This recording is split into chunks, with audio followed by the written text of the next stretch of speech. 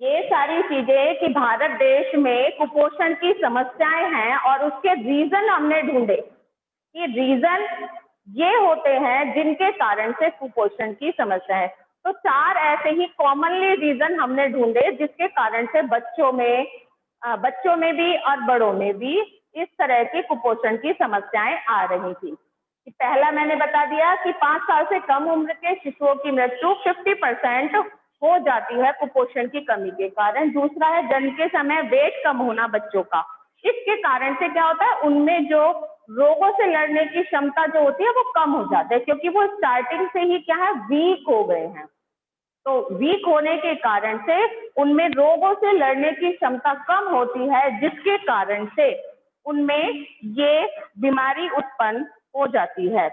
Next मैंने आपको बताया कि अल्प पोषण मिलना, कि कुछ पेरेंट्स जब बच्चा प्री स्कूल होता है कि स्कूल जाने से पहले घर में ही उसका सब कुछ देख रेख होती है, तो उस समय उसकी देख रेख अच्छी तरीके से नहीं हो पा रही है, उसको पोषण तत्व नहीं मिल पा रहे हैं, जिसके कारण से उसकी वीकनेस कंटिन्यू बनी हुई है। तो उससे भी क्या होगा, उसका पोषण ठीक तरीके से नहीं हो पा रहा है, उसमें कुपोषण की समस्या है। कुछ पोषक तत्वों की कमी के कारण भी कुपोषण की कमी हो जाती है, जिसमें आयरन है, जिंक, विटामिन ए, आयोडीन और फॉलिक एसिड। अब कुछ इंपॉर्टेंट टर्म्स हैं जिनको यूज किया जाता है, वो आपको पता होनी चाहिए।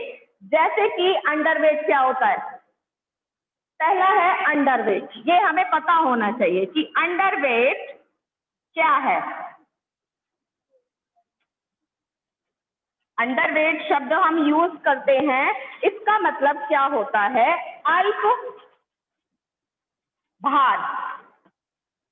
अल्प भार, अंडरवेट का मतलब है अल्प भार, यानी कि बच्चे का जो वेट है वो कम होना, यानी कि जो हमने निश्चित करा है वो वेट होना चाहिए। जैसे जन्म के समय बताया कि बच्चे का 2.5 से 3 किलो वेट होना जरूरी होता है। यदि ऐसा बच्चा जन्म ले रहा है तो उसको स्वस्थ माना जाता है।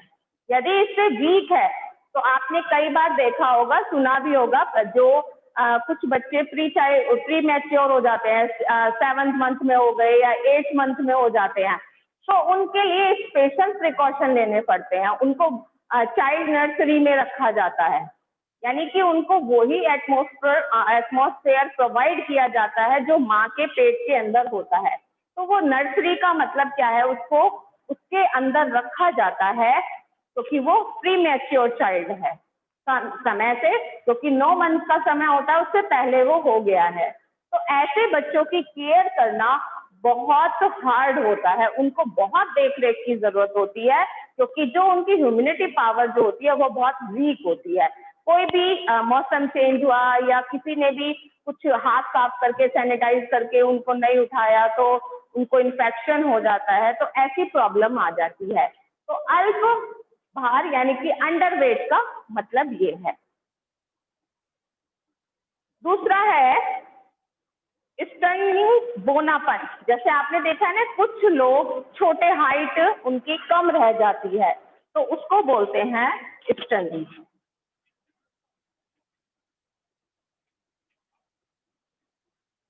उसके पीछे भी रीजन होता है बोनापन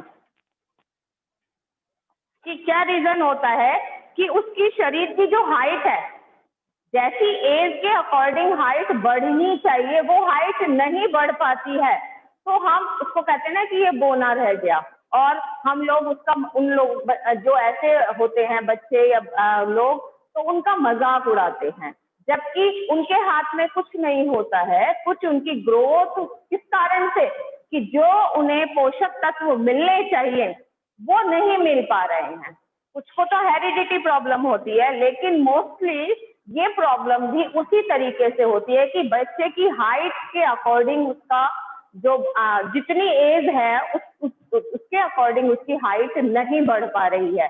तो कई बार आपने देखा है कि जब बच्चा 2-3 साल का हो जाता है और आपको लगता है कि हाइट उसकी बढ़नी चाहिए और नहीं बढ़ रही, तो आप डॉक्टर से कंसल्ट करते हैं, यानी कि बचपन से ही उसकी चिंता करने लगते हैं।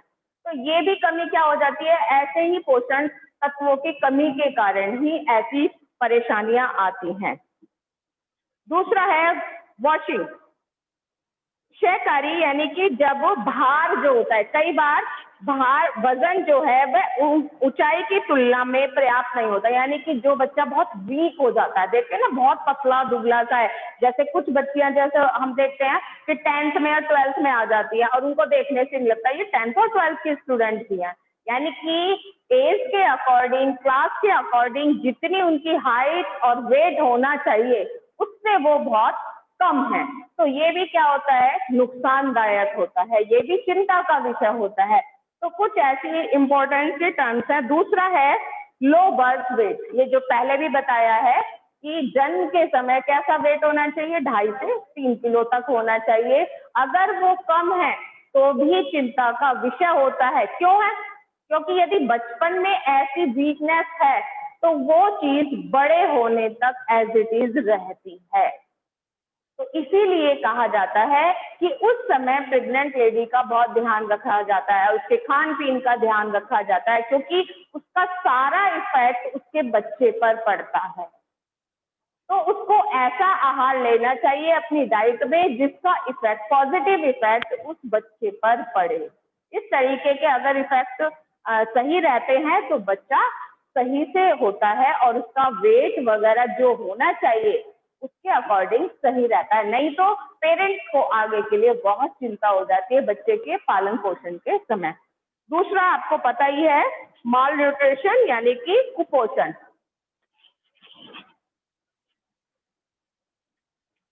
कुपोषण, माल न्यूट्रिशन यानी कि अगर बच्चे का कुपोषित है बच्चा तो ये क्या है, एक बहुत बड़ी समस्या है।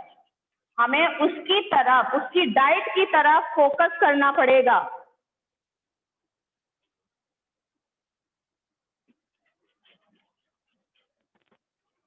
वास्टिंग का मतलब है क्षयकारी बताया, और माल न्यूट्रिशन कुपोषण, और एक और वर्ड आता है ओवरवेट। ओवरवेट मोस्टली आपको पता है क्या होना चाहिए कि ओवरवेट अति भार, यानी कि जितना चाहिए उससे अधिक होना, वो क्या कहलाता है, ओवरवेट। अगर ओवरवेट भी है किसी का तो वो भी क्या है, चिंता का विषय है। जैसे ये ओवरवेट किस तरीके से बढ़ता है, ओवर ईटिंग के कारण, या हम अपनी डाइट में फास्ट फूड का ज्यादा यूज कर रहे हैं तो उससे भी क्या होता है, ओवर वेट हो जाता है। बच्चा एज के अकॉर्डिंग उसका वेट इतना नहीं होना चाहिए, लेकिन अगर एज के अकॉर्डिंग ज्यादा वेट हो रहा है तो वो भी क्या है, चिंता का विषय है। क्योंकि अगर उसकी ऐसी ही स्थिति बनी रही और वो इसी तरीके से खाता रहा, ज्यादा ओवर ईटिंग करता रहा, फास्ट फूड का प्रयोग ज्यादा करता रहा, तो आगे उसको बहुत सारी हेल्थ प्रॉब्लम हो सकती हैं। ओवर ईटिंग करने से, जैसे आपने कई बार देखा होगा, बहुत सारे लोग अगर ऐसे होते हैं, आजकल ये समस्या हमारे देश में बहुत पनप रही है ओवर वेट वाली, कि हर कोई, क्योंकि हमारी जो लाइफ स्टाइल है वो कैसी हो गई है, बिल्कुल आराम वाली हो गई है लाइफ स्टाइल। इस समय हम कुछ भी काम अपने शारीरिक श्रम के द्वारा नहीं कर पा रहे हैं, केवल बटन दबाया और हर चीज हमें आसानी से मिल जाती है। तो ये लाइफ स्टाइल इजी होने के कारण ये सारी प्रॉब्लम्स हो रही है। क्योंकि अगर हम कोई चीज खा रहे हैं तो उसको पचाने की क्षमता भी तो हमें होनी चाहिए। हम वैसा मेहनत वाला काम करें, जैसे चने के लिए एग्जाम्पल दिया जाता है। चना क्या होता है, भारी होता है, और चने किसको दिए जाते हैं खाने के लिए, मोस्टली किसको दिए जाते हैं, घोड़े को दिए जाते हैं। घोड़ा क्या करता है, रनिंग करता है ना, तो उसकी पाचन शक्ति उसी के अकॉर्डिंग होती है, वो रनिंग करता है, फिजिकल एक्सरसाइज ज्यादा करता है। अगर हम डेली अपने खाने में ऐसे चीजों का यूज करें जिसके लिए शारीरिक श्रम की आवश्यकता है और हम नहीं कर पा रहे हैं, तो उसका साइड इफेक्ट हमारी बॉडी पर ही पड़ता है। अब हमें हेल्थ प्रॉब्लम्स होनी शुरू हो जाती है। इसलिए हमेशा, जैसे आपने देखा होगा, कोई पेशेंट जब बीमार होता है और वो बिस्तर पर लेटा होता है तो हम उसे हमेशा कैसा खाना देते हैं, हल्का खाना देते हैं। क्यों देते हैं, उसके पीछे रीजन यही होता है क्योंकि उस समय ना तो वो फिजिकल एक्सरसाइज करने की कंडीशन में है, और अगर फिजिकल एक्सरसाइज नहीं करेगा तो अगर हमने वैसा खाना दिया हो जो पचाने में मेहनत की जरूरत है तो उसको और भी प्रॉब्लम हो सकती है। तो उस स्थिति में हम उसको ऐसा खाना देते हैं जिससे कि वो आसानी से पचा सके, उसे कोई प्रॉब्लम, दूसरी प्रॉब्लम ना हो जाए। तो इस कारण से हमारा खाने का इफेक्ट हमारी हेल्थ पर बहुत पड़ता है। इसलिए आप जब भी ऐसा कुछ खाते हो तो सोचा करो कि एक दिन में हमें कितनी कैलोरी लेनी चाहिए, है ना। इस चीज का हमें हमेशा ध्यान रखना चाहिए। नहीं है कि हमें बहुत अच्छा लग रहा है, स्वादिष्ट खाना बना है तो हम आज बहुत सारा खा लें। तो आप ये समझिए आपने उस दिन कितनी कैलोरी ले ली, और वो कैलोरी बर्न भी तो होनी चाहिए भाई। कोई भी जिम वगैरह ज्वाइन करता है, वो अगर कैलोरी ले रहा है तो वो उसे बर्न भी कर रहा है फिजिकल एक्सरसाइज के थ्रू। तो हमें जब भी कुछ ऐसी चीजें खा रहे हैं, क्योंकि आलू के पराठे खाना, समोसे खाना, इनमें बहुत कैलोरी होती है, और एक तो ये ऑयली डीप फ्राई होते हैं तो कैलोरी बहुत होती है। तो इनको खाते समय हमें बिल्कुल ध्यान रखना चाहिए। चल आज मैं आपको ना एक चीज टास्क देती हूँ कि एक समोसे में और आलू के पराठे में एक कितनी कैलोरी होती है, आप ये आज सर्च करें कितनी होती है, और एक दिन में आपकी जो एज है उसके अकॉर्डिंग आपको कितनी कैलोरी लेनी चाहिए, ये आप नोट कर लीजिए। ये आपसे मैं कल पूछूंगी कि एक समोसे में और आलू के पराठे में कितनी कैलोरी होती है, और एक दिन में आपकी जो एज है उसके अकॉर्डिंग आपको कितनी कैलोरी लेनी चाहिए जो आपकी बॉडी के लिए जरूरी है। तो ये आपको एक एक्टिविटी है, आपको इसको देखना है कि हम अपने खाने में जो डाइट हम यूज कर रहे हैं उसको हम किस तरीके से ले रहे हैं। डाइट चार्ट भी आपको धीरे धीरे बनाना आना चाहिए कि हमारे भोजन में क्या क्या चीजें एक दिन में शामिल होनी चाहिए, तभी तो ये सब चीजें आपको आएंगी। तो आप ये एक्टिविटी करोगे कि हम एक दिन में कितनी कैलोरी के हमें नीड है, और हम एक समोसा और आलू का पराठा अगर खा रहे हैं तो उसके अंदर कितनी कैलोरी है, और उसका अगर हमने एक दिन में ज्यादा कैलोरी ले ली है तो उसका साइड इफेक्ट हमारी बॉडी पर क्या पड़ेगा। तो ये कुछ इम्पोर्टेंट मैंने आपको टर्म्स बताई थी, जैसे अंडरवेट, स्टनिंग, बस्टिंग, माल न्यूट्रिशन और ओवरवेट। तो ये सब आपको पता होना चाहिए, इनका मीनिंग क्या होता है। कई बार आपको लिखने के लिए आ जाती हैं कि ओवरवेट से आप क्या समझते हैं, तो आपको ओवरवेट का मतलब पता होना चाहिए। कई बार आपने देखा है ना कि जो बच्चे जन्म लेते हैं जो बहुत ज्यादा हेल्दी होते हैं, अगर बच्चा 2.5 से 3 किलो से ज्यादा होता है तो उस बच्चे की मदर को प्रॉब्लम हो जाती है, ऑपरेशन की नौबत आ जाती है। तो जब हम मंथली जब चेकअप होता है तो डॉक्टर उनको अलर्ट कर देता है ना। तो उस टाइम में डॉक्टर अलर्ट कर देते हैं कि ओवरवेट है या बच्चे का वजन ज्यादा है तो आपको ये प्रॉब्लम आ सकती है। और उसके बाद भी हम बच्चे की डाइट को कंट्रोल नहीं कर पा रहे। कुछ बच्चे हैं ना बहुत छोटे से गोलू मोलू लगते तो अच्छे हैं, लेकिन ओवरवेट होना भी उनके लिए एक बहुत बड़ी समस्या हो जाती है। वो फिर आगे तक ऐसे ही चलता रहता है और बाद में कंट्रोल करना बहुत मुश्किल हो जाता है, क्योंकि उस समय तो हमें अच्छा लग रहा है लेकिन बाद में वो बच्चे एक इशू बन जाते हैं, मजाक का भी इशू बन जाते हैं, सब लोग उनका मजाक भी उड़ाते हैं, और फिर बाद में वो बच्चे कई बीमारियां, डिप्रेशन की बीमारी या और भी हेल्थ प्रॉब्लम उनके साथ शुरू हो जाती है। तो ऐसे बच्चों का विशेष तौर पर ध्यान रखना चाहिए कि कभी भी ज्यादा खाने से या फास्ट फूड खाने से उनका ओवरवेट ना हो जाए और उसको कंट्रोल करने की कोशिश करनी चाहिए। तो आपने कुपोषण की समस्याएं पढ़े और कुछ इंपॉर्टेंट टर्म्स कौन कौन सी होती हैं उनको आपने समझा। अब आपका है, अगर ये पोषण संबंधी समस्याएं हो गई हैं, भाई किसी में ये समस्याएं आ गई हैं तो उसका क्या प्रभाव पड़ेगा वो समझेंगे कि कुपोषण की समस्या किसी बच्चे में है और उसकी बॉडी पर, उसके स्वास्थ्य पर उसका क्या प्रभाव पड़ेगा वो आप समझेंगे। भाई कोई भी बीमारी है उसका इफेक्ट तो आपकी बॉडी पे जरूर पड़ेगा, ऐसा तो नहीं है कि नहीं पड़ेगा। कि उस तो वो आप पढ़ेंगे कि क्या क्या इफेक्ट पड़ सकते हैं। पोषण संबंधी समस्याओं का प्रभाव।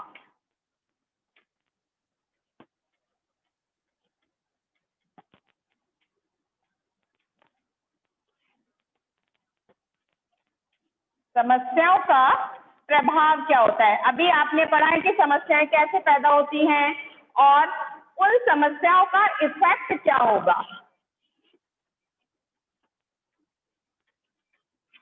इफेक्ट ऑफ न्यूट्रिशनल प्रॉब्लम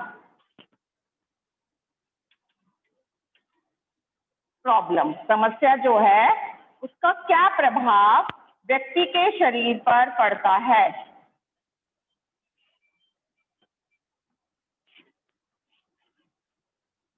ये आप देखेंगे। पहला क्या होता है? शारीरिक वृद्धि में कमी।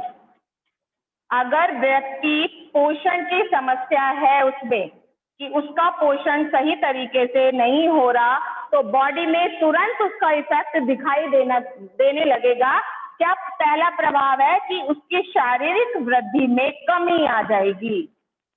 इससे आपको भाई अगर एज इट इज चलता रहेगा तो आपको पता ही नहीं चलेगा। हमारे बॉडी में दिखाई देने लगता है कि अगर हम सही तरीके से खाना नहीं खा रहे हैं या ओवर ईटिंग कर रहे हैं तो उसका बॉडी पे इफेक्ट दिखाई दे जाता है। जैसे आप अच्छे से पढ़ रहे हो, आपके एग्जाम हुए, तो आपके नंबर आपकी स्टडी को इफेक्ट करते हैं कि अच्छे से आपने पढ़ा तो नंबर अच्छे आए, आपने ध्यान नहीं दिया तो आपके नंबर कम आए। तो वो इफेक्ट आपका तुरंत पता चल गया कि हमने जैसा पढ़ा वैसे ही हमारे नंबर आए। तो जैसा हम खाना खाएंगे उसका इफेक्ट भी हमारी बॉडी पर दिखाई देने लगेगा, और जो हमारे लिए चिंता का विषय है। पहला क्या इफेक्ट पड़ा? शारीरिक वृद्धि में कमी। दूसरा है उत्पादकता में कमी।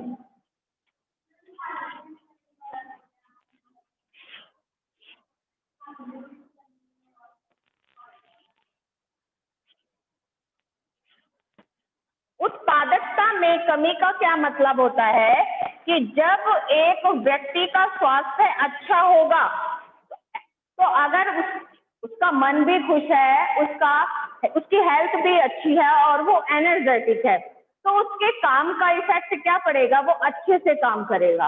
हेल्थ अच्छी है तो काम करने की इच्छा भी है और वो काम अच्छे से होगा, तो उसका मतलब है उसकी उत्पादकता में बढ़ोतरी हो रही है। अगर हेल्थ अच्छी नहीं है तो तुरंत इफेक्ट नजर आ जाता है कि उत्पादकता में कमी, यानी कि जहां पर वो काम कर रहा है वहां उसके काम में मन नहीं लग रहा, उसका इफेक्ट उसकी सैलरी पर भी पड़ रहा है। भाई अगर हमारी हेल्थ अच्छी नहीं है, हम छुट्टी ले रहे हैं, हम काम नहीं कर पा रहे हैं, लोगों को पता चल रहा है कि भाई हेल्थ अच्छी नहीं है, बीमार हैं, तो क्या होगा? छुट्टी ले ली, सैलरी कट गई, तो हमारी उत्पादकता में कमी आई ना। तो उत्पादकता का मतलब है जो हम काम कर रहे हैं उसमें कमी आना। तो हमारा स्वास्थ्य अगर ठीक नहीं है तुरंत उसका इफेक्ट हमारी बॉडी में शो हो रहा है। पहला किस तरीके से? हमारी ग्रोथ अच्छे से नहीं हो पा रही है। जो हमारी एज है उसके अकॉर्डिंग हमारी हाइट कितनी होनी चाहिए, हमारा वेट कितना होना चाहिए, यदि सही से ग्रो कर रहा है तो ठीक है, अगर ग्रो नहीं कर रहा है तो पेरेंट्स के लिए वो चिंता का विषय हो जाता है। तो इसी को कहा गया है कि शारीरिक वृद्धि में कमी आना। अगर देखो आप, छोटा बच्चा होता है, यदि उसकी हाइट नहीं बढ़ रही होती है, कि जो उसकी एज है 1 या 2 साल का बच्चा है, उसकी एज के अकॉर्डिंग उसकी हाइट होनी चाहिए कितनी और उसका वेट। डॉक्टर के पास जब चेकअप के लिए आता है तो डॉक्टर सबसे पहले हाइट और वेट को ही जज करता है। अगर नहीं हो रहा है तो वो कहता है कि आप बच्चे को क्या क्या खिला रहे हो, बच्चे में कोई परेशानी तो नहीं है जिसके कारण बुखार तो नहीं है, या उसको डायरिया की प्रॉब्लम है, क्या भाई कंसल्ट करेगा। तो ये सारी चीजों से पता चल रहा है कि शारीरिक वृद्धि का रीजन क्या है जिस कारण से उसमें ग्रोथ नहीं हो पा रही है। और उत्पादकता में कमी, क्लियर। तीसरा, ये सारे इफेक्ट कहाँ दिखाई दे रहे हैं? आपकी शरीर पर दिखाई, आपकी हेल्थ पर दिखाई दे रहे हैं। अगर आप डेली बीमार हो रहे हैं, तुरंत पता चल जाता है कि आपकी बॉडी में कोई ना कोई प्रॉब्लम है, आपको कोई ना कोई डिसीज है, जिस कारण से आपका स्वास्थ्य लगातार गिरता जा रहा है, ठीक नहीं हो पा रहा है। अगर बुखार बहुत जल्दी जल्दी आता है तो वो भी हमें पता चल जाता है कि हमारी हेल्थ अच्छी नहीं है, हम एनर्जेटिक नहीं है, हमारी अंदर सुस्ती सी आ रही है, हम हर समय ऐसा लगता है कि सोते ही रहो या कुछ काम मत करो। ये सारे इफेक्ट पता चल जाते हैं कि हमारी जो हेल्थ है वो सही नहीं है। तीसरा है जीडीपी उत्पाद में कमी। अब आप ये कहेंगे यहाँ जीडीपी कैसे आ गया? 10th में पढ़ा था ना, उत्पाद में कमी। अब आप देखिए, जब एक व्यक्ति फैमिली में कमाता है, अगर वो बीमार है, उसका इफेक्ट उसकी फैमिली पर पड़ रहा है। और परिवार से ही क्या बनता है? समाज। समाज से क्या बनता है? राज्य। और राज्यों से मिलकर क्या बनता है? राष्ट्र। तो ये क्या है? एक दूसरे से कनेक्ट होने वाली कड़ियां हैं। यदि व्यक्ति के उत्पाद में कमी आ रही है तो उसका इफेक्ट पड़ा उसकी फैमिली पर। ठीक, जब फैमिली पर इफेक्ट पड़ रहा है, जो वो पैसा अपनी फैमिली की एजुकेशन में, उनकी ग्रोथ में लगाता, वो अब किस पे खर्च कर रहा है? अपनी बीमारी पर। ठीक है, तो अब उस परिवार की फैमिली इफेक्ट हो रही है। तो सेम ऐसे ही जब फैमिली इफेक्ट हुई, समाज हुआ। समाज यदि बहुत सारे, क्योंकि हम क्या पढ़ रहे हैं? Public health. फैमिली से समाज बना, समाज से क्या बना? राज्य, स्टेट बना, और स्टेट से क्या बना? नेशन। अगर हमारे बहुत सारे लोग, हमारी बहुत सारी जनसंख्या इसी तरीके से बीमार होती गई, तो इसका इफेक्ट हमारी जीडीपी पे पड़ेगा या नहीं पड़ेगा? यानी कि जो हमारे देश की जो ग्रोथ होती है, सकल घरेलू उत्पाद जो निकालते हैं, 10th में आपने पढ़ा था ना ये वाला टॉपिक, उसमें इको में, तो उसका इफेक्ट भी पड़ता है इस पर? देश की जीडीपी पर। अगर किसी भी व्यक्ति की हेल्थ अच्छी नहीं है तो फैमिली पे इफेक्ट पड़ा, और यदि इसी तरीके से हेल्थ सबकी खराब हो रही है तो किससे पड़ा? राष्ट्र की जीडीपी पर। जैसे आज वाले टाइम में हम देख रहे हैं, जब 2 महीने के लिए बिल्कुल पूरे देश में लॉकडाउन था, पूरे देश में चिंता का विषय था कि ये महामारी बहुत स्पीडली फैल रही है। अगर लोग इतने सारे बीमार हो गए तो उसका इफेक्ट किस पे पड़ेगा? देश पर पड़ेगा। मृत्यु दर बढ़ जाएगी, मृत्यु दर बढ़ेगी तो वो भी देश के लिए नुकसानदायक है। और इसी तरीके से बीमारी फैलती गई तो हमारी आर्थिक स्थिति भी क्या हो जाएगी? वो गिर जाएगी। क्योंकि लोग, अब क्या है, पहले तो गवर्नमेंट खर्चा कर रही थी, और अब क्या है? पर्सनल व्यक्तियों को खर्चा करना पड़ रहा है अपनी बीमारी के लिए। खुद ही ट्रीटमेंट कराओ, अब गवर्नमेंट खर्चा नहीं कर रही है उसके लिए, हमें खुद ही खर्चा करना पड़ेगा अपनी बीमारी के लिए। तो अब अगर हम बीमार हो गए तो हमारी इस बीमारी के कारण पैसा खर्च होगा, तो जो हमारा पैसा हमारे डेवलपमेंट में लगना चाहिए वो बीमारी पे खर्च करना पड़ेगा। इस कारण से कहते हैं कि जीडीपी उत्पाद में भी अगर यहाँ उत्पादकता में कमी आ रही है तो यहाँ भी इफेक्ट पड़ता है। तो पोषण संबंधी समस्याओं का ये मत समझो कि एक फैमिली पे, फैमिली के साथ साथ देश पर भी इसका इफेक्ट पड़ता है। तो अब क्या लगा कि अब हमने निकाला कि अब हमें इस समस्या का क्या करना पड़ेगा? समाधान निकालना पड़ेगा कि जो हमारी ये समस्या है इसको हमें दूर करना पड़ेगा। कौन सी समस्या? कुपोषण की, माल न्यूट्रिशन वाली जो समस्या है, जो कि निकल कर आ गई, कुपोषण के कारण ही ये सब चीजें हो रही हैं। तो अब हमें इस समस्या का समाधान निकालना पड़ेगा कि हम इस समस्या को कैसे सॉल्व करें। ठीक है, दूसरा आता है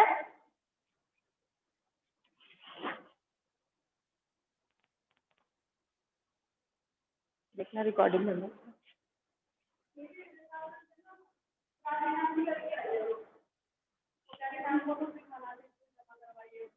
रजिस्ट्रेशन प्रदेश वहाँ करवा रहे हैं, बीएड वाले वहां चली जाएगी, क्लास में नहीं आ सकती है।